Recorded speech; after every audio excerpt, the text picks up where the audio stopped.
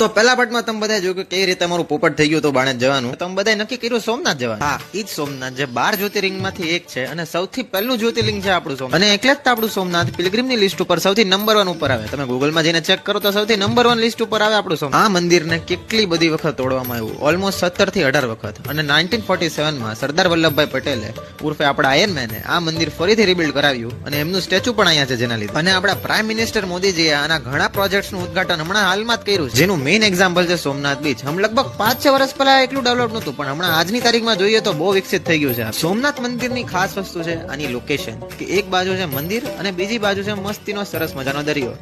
મહાન 3 પવિત્ર નદી વહે છે અહીંયા, હિરણ, કપિલા અને સરસ્વતી, જેને ત્રિવેણી સંગમ પણ કહેવાય છે. હાલો તો હવે મારી વાત કરું તો મેં અહીંયા દર્શન કર્યા, જેટલા પણ મોબાઈલ અને બીજા ઇલેક્ટ્રોનિક ગેજેટ હતા અહીંયા મૂક્યા. અને દર્શન કર્યા બાદ અમે નીચે થોડી ખરીદી કરી. મેં મારા અને પપ્પા માટે આદિયોગી લીધા, મમ્મી માટે બુટ્ટી લીધી. અને ત્યાં ધર્મશાળામાં અમે કોન્ટેક્ટ કરવાની ટ્રાય કરી, પણ અમે એકલા થાકી ગયા હતા ને કે અમે પછી કઈ કર્યું નહીં. પછી સીધા ઘર ભેગા થઈ ગયા.